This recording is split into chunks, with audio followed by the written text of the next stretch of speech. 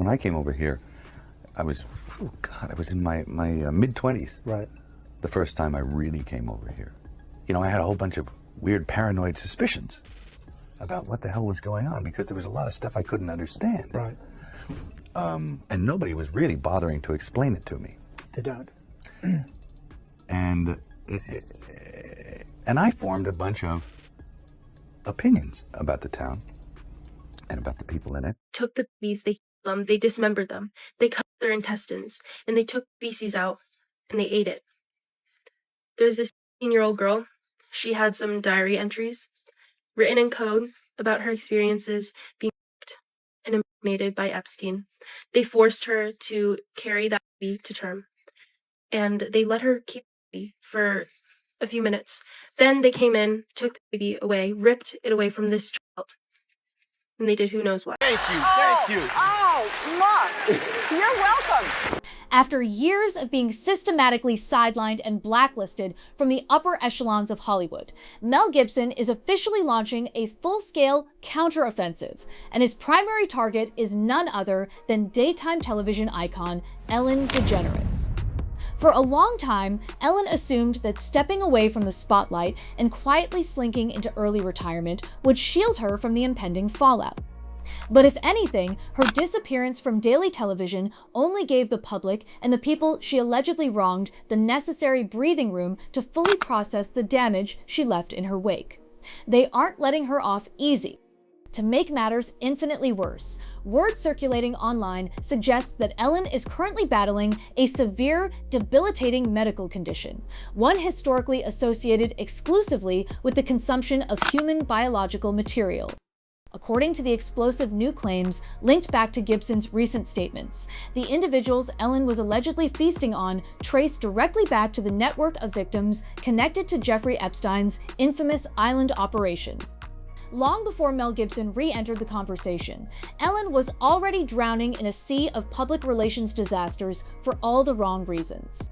Her carefully crafted persona as the queen of being kind completely shattered when former staff members stepped forward to expose her show as a toxic, high-stress pressure cooker run by an allegedly malicious bully. But just when the public assumed the bad press had peaked, tragedy struck the inner circle of her show in a way that left fans completely stunned and deeply suspicious. The sudden and horrifying loss of her resident DJ and executive producer, Stephen Twitch Boss, sent shockwaves through the entire entertainment industry. Official reports indicate that his wife, Allison Holker, frantically reported him missing after realizing he had walked out of their family home without taking his car, an entirely out-of-character move. Shortly after the missing person report went live, authorities discovered his body inside a nearby motel room, having succumbed to a self-inflicted gunshot wound. Law enforcement quickly ruled it a suicide, stating he checked in with the sole intent of ending his life. However, a massive portion of the public refused to accept that narrative. Online sleuths and fans were, and still are, convinced that darker forces within Hollywood had a hand in his sudden passing. Persistent rumors began circulating that Ellen had allegedly tried to broker a deal involving Twitch and Sean Diddy Combs, and that Twitch adamantly refused to play along. These unsettling rumors gained massive traction when an old, incredibly awkward interview resurfaced, showing Ellen casually trading banter with Diddy about his infamous late-night freak-off gatherings, an exchange that took on a far darker context in light of recent events. Your birthday party, am I invited? Yes. Yes, you're definitely invited. I invite you to all my parties. You just haven't seemed to show up. No, well, is it on the East Coast? Yes. Well, that's why. Why don't you have one here on the West Coast? Because I work all the time. Okay, well, maybe I have one at your house. Where's Now, what time would your party start, let's say? Like 9:30. Really? That early? Yeah. I could make that. Yeah. But I could think of you of starting a party at like midnight. Like, what time will it go till? That's a different type of party, though. Uh-huh. Thank you, thank you. Oh, Mark, you're welcome. Even more disturbing was a second resurfaced interaction between Diddy and Ellen, where Diddy appeared to whisper a subtle, passive-aggressive threat directly into Ellen's ear, while Twitch stood just a few feet away. You can't hear the exact words spoken into her ear, but the immediate shift in Twitch's expression, a look of pure, unscripted shock, was impossible to ignore. Yep. And here's to us. Yeah.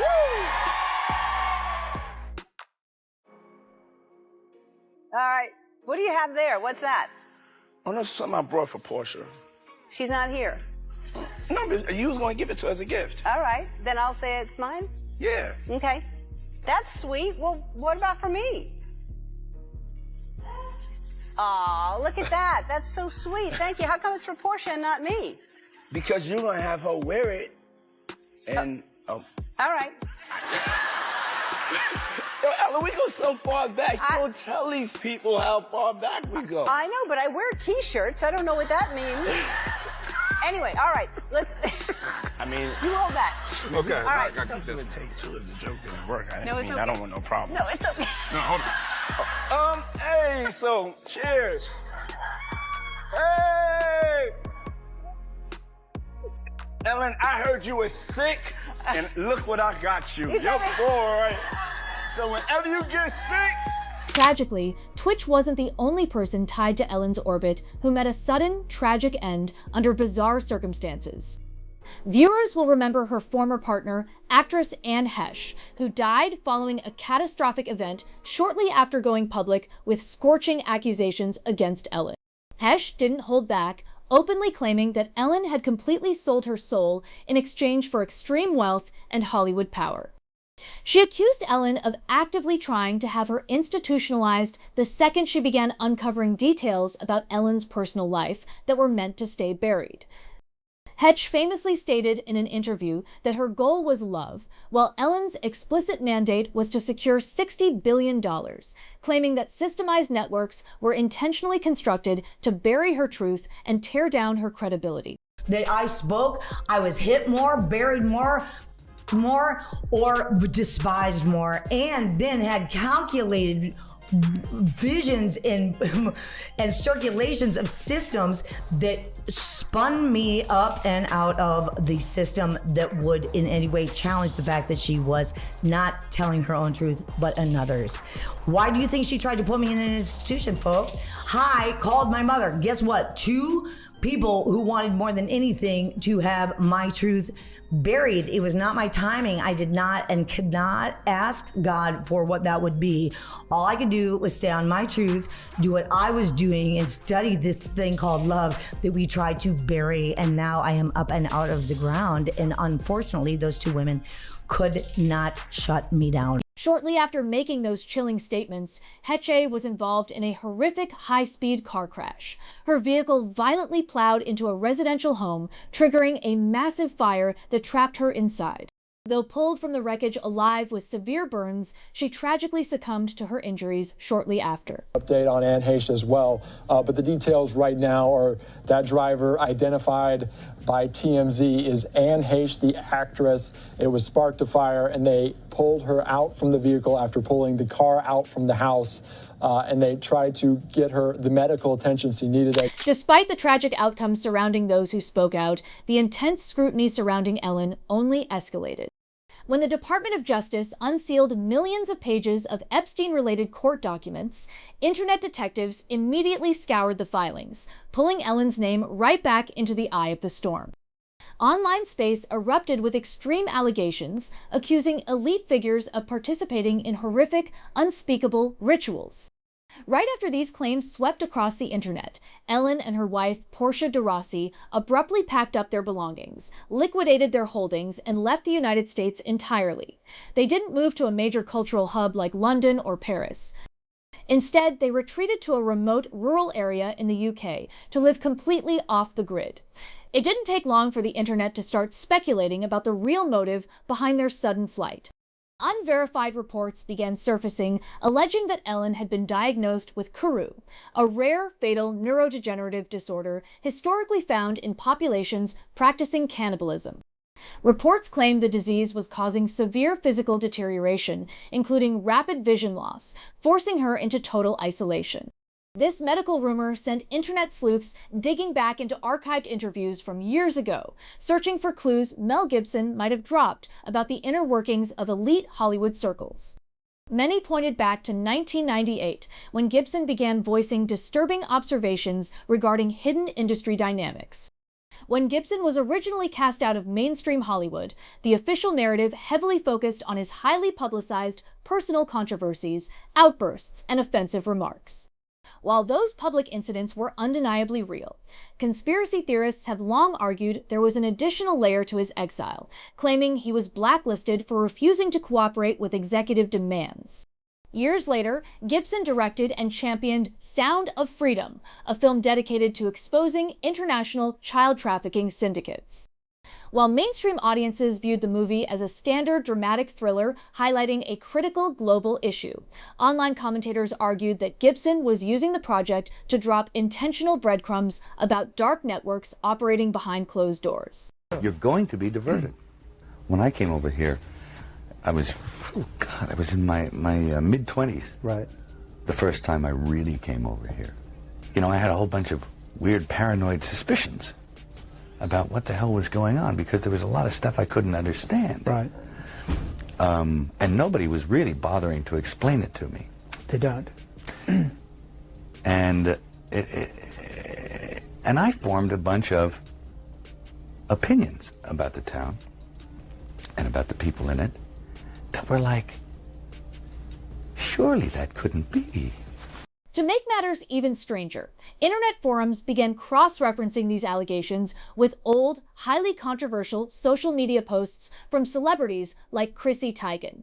Sleuths highlighted bizarre past tweets and media appearances where Teigen made deeply uncomfortable jokes regarding young children. If the person okayed it, I would eat a human. If you were at a very fancy restaurant and they were like a tiny piece of human meat. No. I think the only way you wouldn't try a tiny bite? No. Really? Absolutely not. Conspiracists quickly tied these references back to long-standing internet theories regarding elite youth preservation rituals, chemical compounds like adrenochrome, and encrypted language hidden within leaked email chains. For years, there has been a long-standing conspiracy theory that Hollywood and the elites harvest the blood of young people and transfuse it in order to reverse age. And now the Epstein files might have revealed that that is in fact true.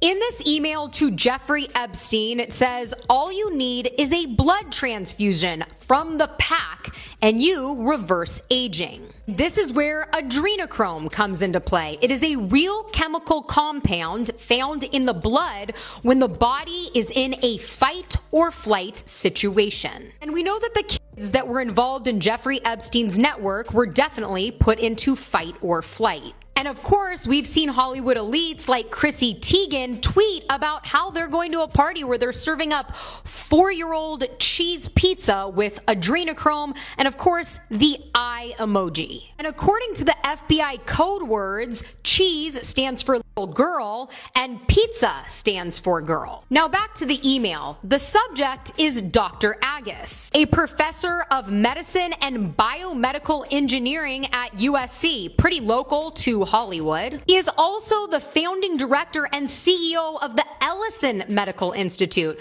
You know, the medical institute funded by Larry Ellison, the new owner of TikTok. And he's also hosted a Paramount show with big celebs like Ashton Kutcher and Oprah Winfrey. If you know, you know.